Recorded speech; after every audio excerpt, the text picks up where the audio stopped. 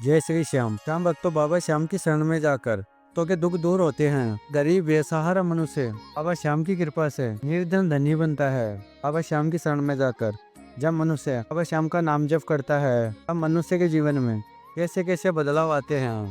पहले वो प्रभु का नाम जप करता है, उसके बाद जो भी पाप किया हो, जैसे कि जाने अनजाने में हो जाता है, सब कुछ माफ हो जाता है। तो हम नाम जप करते हैं बाबा श्याम का। जो भी व्यक्ति परेशान होकर बाबा श्याम को पुकारता है, बाबा श्याम उसको अकेला नहीं छोड़ते हैं। किसी न किसी रूप में आकर अपने भगत की मदद करते हैं, अपने भगत की लाज रखते हैं। ऐसी एक सत्य कहानी सभी श्याम भक्तों के लिए इस चैनल पर लेकर आए हैं। इस सत्य कहानी को सुनकर तो बाबा श्याम पे कई गुना विश्वास होगा, भी जान पाएंगे कि बाबा श्याम की शक्ति इतने बड़े बड़े दुखों को खत्म कर देती है। श्याम भक्तों, इस बाबा श्याम की कथा को पूरा अवश्य सुनिएगा।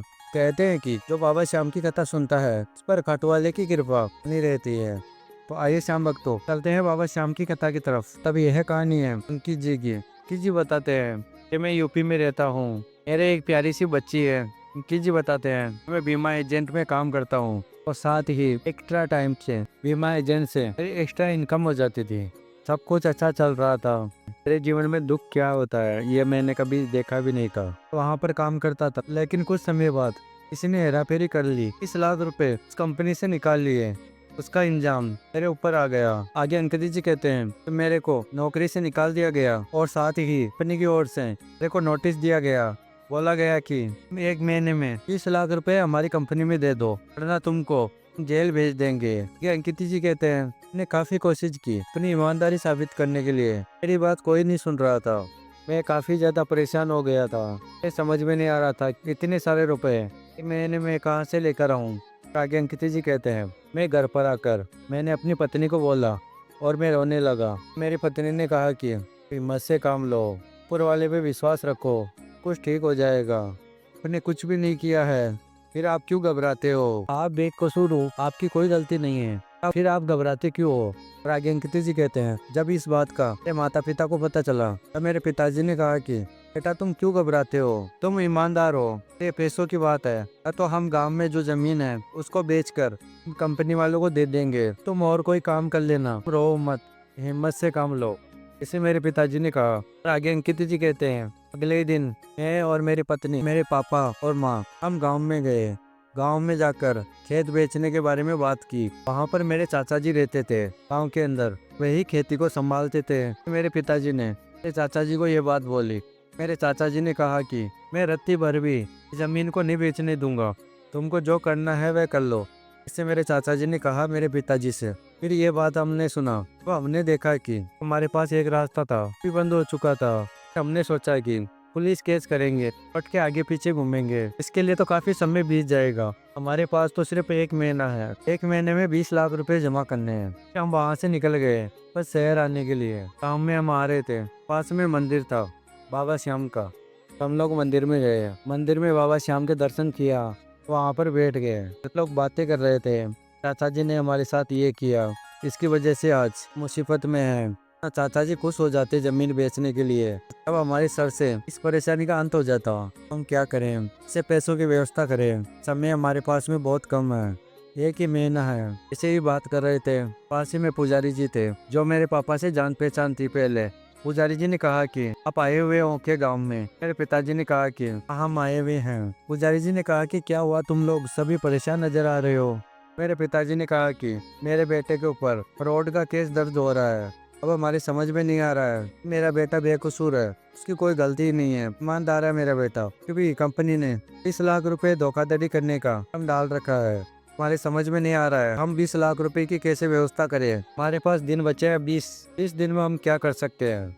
तब पुजारी जी ने कहा कि कुछ चिंता करते हो, बाबा श्याम की शरण में बैठे हो, हारे के सहारे की शरण में बैठे हो, किस बात की चिंता करते हो? बाबा श्याम तो हारे हुए भक्तों का साथी है।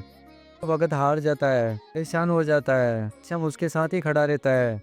आप बाबा श्याम का नाम जप करो, बाबा श्याम की पूजा करो और बाबा श्याम के दरबार में जाओ तो धाम में, वहाँ पर अरदास लगाओ बाबा श्याम को, कहना कि आपकी जो भी परेशानी है तो वाले की कृपा से दूर हो जाएगी। फिर पुजारी जी ने ये कहकर लोगों को प्रसाद दिया बाबा श्याम का। फिर हम लोग प्रसाद खाकर लोगों ने सोचा कि लोग शहर जाकर क्या कर लेंगे, हमारे पास पैसों की व्यवस्था तो वैसे भी नहीं हो पा रही है, तो ना हम बाबा श्याम के दरबार में चले कठुधाम में।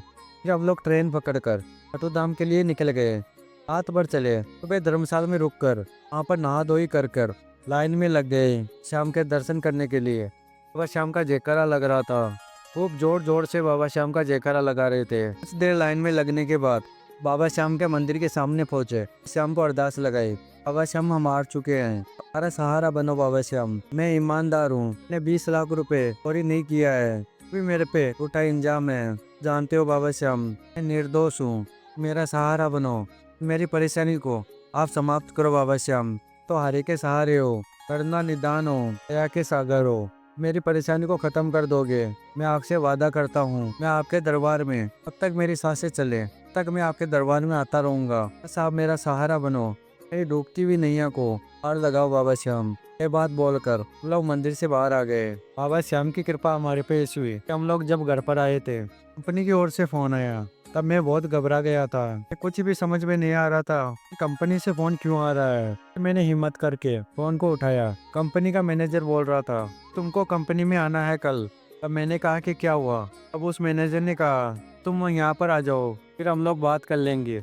अगले ही दिन कंपनी में गया तब मेरे को पता चला जो मेरे साथ में जो लड़का काम करता था वह गाड़ी लेकर आया है, उसका एक्सीडेंट हो गया था, वह हॉस्पिटल में भर्ती था। सभी लोग उससे मिलने के लिए जा रहे थे, मैं भी उससे मिलने के लिए गया।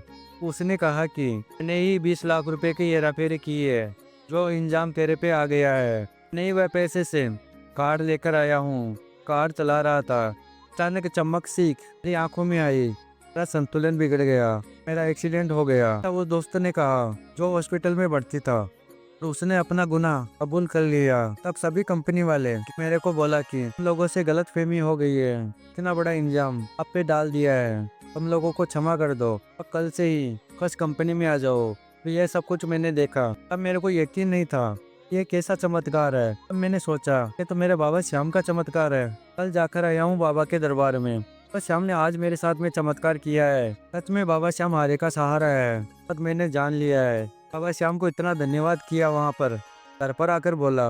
अब मेरे माता पिता बहुत खुश हो गए थे, मेरी पत्नी भी बहुत खुश हो गई थी ये बात सुनकर। सब लोग बाबा श्याम के घर में जो मंदिर है उसके सामने पहुंचे, बाबा श्याम का धन्यवाद करने लगे, बाबा श्याम का नाम जप करने लगे, जय श्री श्याम, और बाबा श्याम का जयकारा लगाने लगे।